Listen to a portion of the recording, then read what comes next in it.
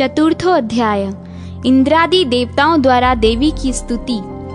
सिद्धि की इच्छा रखने वाले पुरुष जिनकी सेवा करते हैं तथा देवता जिन्हें सब ओर से घेरे रहते हैं, उन जया नाम वाली दुर्गा देवी का ध्यान करें। उनके श्री अंगों की आभा काले मेघ के समान श्याम है। वे अपने कटाक्षों से शत्रु समूह को भय प्रदान करती हैं। उनके मस्तक पर आबद्ध चंद्रमा की रेखा शोभा पाती है।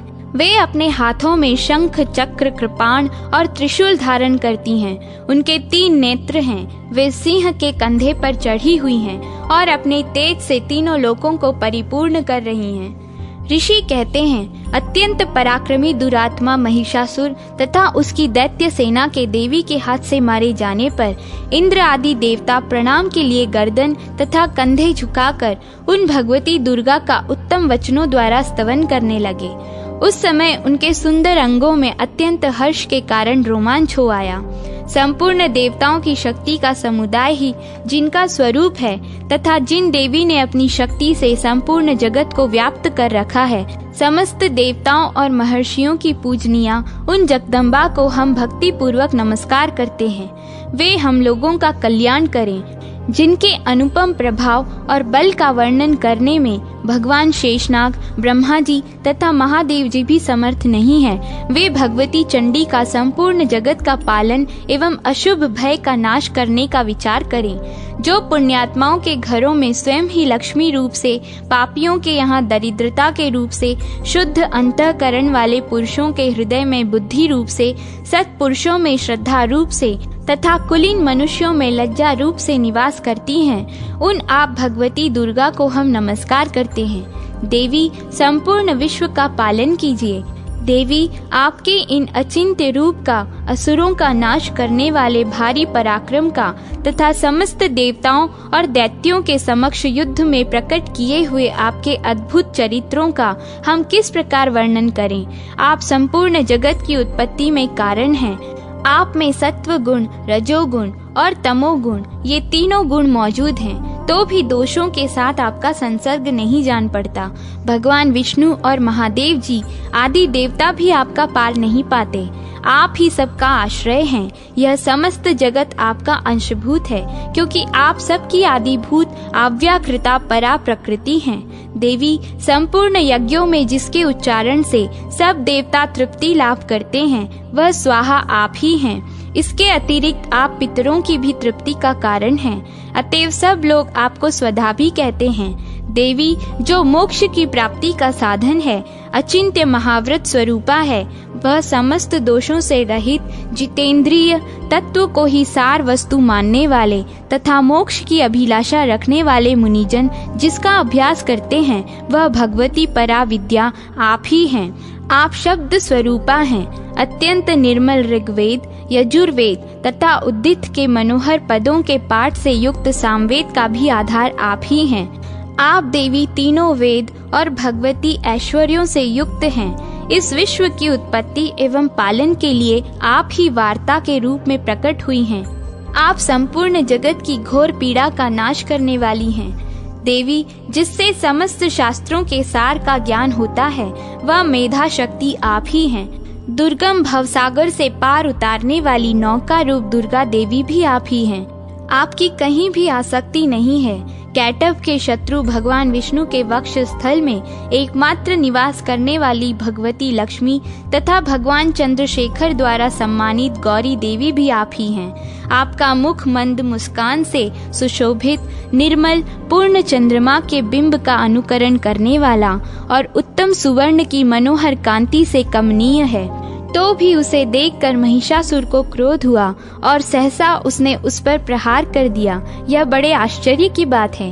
देवी, वही मुख जब क्रोध से युक्त होने वाले उदयकाल के चंद्रमा की भांति लाल और तनी हुई भौहों के कारण विकराल हो उठा, तब उसे देखकर जो महिषासुर के प्राण तुरंत ही निकल गए, वह उससे भी बढ़कर आश्चर्य की बात है, क्योंकि क्रोध में भरे हुए यमराज को देखकर भला कौन जीवित रह सकता है। देवी, आप प्रसन्न हो। परमात्मा स्वरूप आपके प्रसन्न होने पर जगत का अभ्युदय होता है और क्रोध में भर जाने पर आप तत्काल ही कितने कुलों का सर्वनाश कर डालती हैं। यह सब बात अभी अनुभव में आई है, क्योंकि महिषासुर की यह विशाल सेना क्षण भर में आपके कोप से नष्ट हो गई है। सदा अभ्युदय प्रदान करने वाली आप जिन पर प्रसन्न रहती हैं, वे ही देश में सम्मानित हैं। उन्हीं को धन और यश की प्राप्ति होती है। उन्हीं का धर्म कभी शिथिल नहीं होता तथा वे ही अपने हष्टपुष्ट स्त्री पुत्र और भृत्यों के साथ धन्य माने जाते हैं। देवी, आपकी ही कृपा से पुण्यात्मा पुरुष प्रतिदिन अत्यंत श्रद्धापूर्वक सदा सब प्रकार के धर्मानुकूल कर्म करता है और उसके प्रभाव से स्वर्गलोक में जाता है। इसलिए आप तीनों लोकों में निश्चय ही मनोवांछित फल देने वाली हैं। माँ दुर्गे, आप स्मरण करने पर सब प्राणियों का भय हर लेती हैं और स्वस्थ पुरुषों द्वारा चिंतन करने पर उन्हें परम कल्याणमयी बुद्धि प्रदान करती हैं। दुख, दरिद्रता और भय हरने वाली देवी, आपके सिवा दूसरी कौन है जिसका चित्त सबका उपकार करने के लिए सदा ही दयार्द्र रहता हो। देवी, इन राक्षसों के मारने से संसार को सुख मिले तथा ये राक्षस चिरकाल तक नरक में रहने के लिए भले ही पाप करते रहे हों, इस समय संग्राम में मृत्यु को प्राप्त होकर स्वर्गलोक में जाएं, निश्चय ही यही सोचकर आप शत्रुओं का वध करती हैं। आप शत्रुओं पर शस्त्रों का प्रहार क्यों करती हैं? समस्त असुरों को दृष्टिपात मात्र से ही भस्म क्यों नहीं कर देती? इसमें एक रहस्य है। ये शत्रु भी हमारे शस्त्रों से पवित्र होकर उत्तम लोकों में जाएं, इस प्रकार उनके प्रति भी आपका विचार अत्यंत उत्तम रहता है। खड्ग के तेज पुंज की भयंकर दीप्ति से तथा आपके त्रिशूल के अग्रभाग की घनीभूति प्रभा से चौंधिया कर जो असुरों की आंखें फूट नहीं गईं, उसमें कारण यही था कि वे मनोहर रश्मियों से युक्त चंद्रमा के समान आनंद प्रदान करने वाले आपके इस सुंदर मुख का दर्शन करते थे। देवी, आपका शील दुराचारियों के बुरे बर्ताव को दूर करने वाला है। साथ ही यह रूप ऐसा है जो कभी चिंतन में भी नहीं आ सकता और जिसकी कभी दूसरों से तुलना भी नहीं हो सकती, तथा आपका बल और पराक्रम तो उन दैत्यों का भी नाश करने वाला है जो कभी देवताओं के पराक्रम को भी नष्ट कर चुके थे। इस प्रकार आपने शत्रुओं पर भी अपनी दया ही प्रकट की है। वरदायिनी देवी, आपके इस पराक्रम की किससे तुलना हो सकती है तथा शत्रुओं को भय देने वाला एवं अत्यंत मनोहर ऐसा रूप भी आपके सिवा और कहाँ है?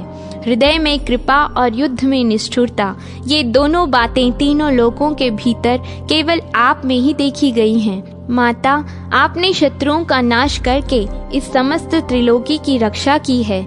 उन शत्रुओं को भी युद्ध भूमि में मारकर स्वर्गलोक में पहुंचाया है तथा उन्मत्त दैत्यों से प्राप्त होने वाले हम लोगों के भय को भी दूर कर दिया है। आपको हमारा नमस्कार है। देवी, आप शूल से हमारी रक्षा करें। अंबिके, खंग से भी हमारी रक्षा करें तथा घंटा की ध्वनि और धनुष की टंकार से भी आप हम लोगों की रक्षा करें। चंडिके, पूर्व, पश्चिम और दक्षिण दिशा में आप हमारी रक्षा करें तथा ईश्वरी, अपने त्रिशूल को घुमाकर आप उत्तर दिशा में भी हमारी रक्षा करें। तीनों लोकों में आपके जो परम सुंदर एवं अत्यंत भयंकर रूप विचरते रहते हैं, उनके द्वारा भी आप हमारी तथा इस भूलोक की रक्षा करें। अंबिके, आपके कर पल्लवों में शोभा पाने वाले खंग, शूल और गदा आदि जो जो अस्त्र हों, उन सब के द्वारा आप सब और से हम लोगों की रक्षा करें।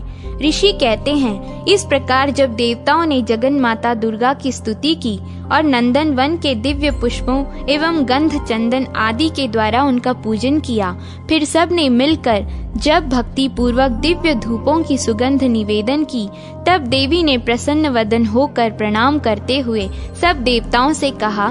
देवी बोली, देवताओं, तुम सब लोग मुझसे जिस वस्तु की अभिलाषा रखते हो उसे मांगो। देवता बोले, भगवती ने हमारी सब इच्छा पूर्ण कर दी, अब कुछ भी बाकी नहीं है, क्योंकि हमारा यह शत्रु महिषासुर मारा गया है।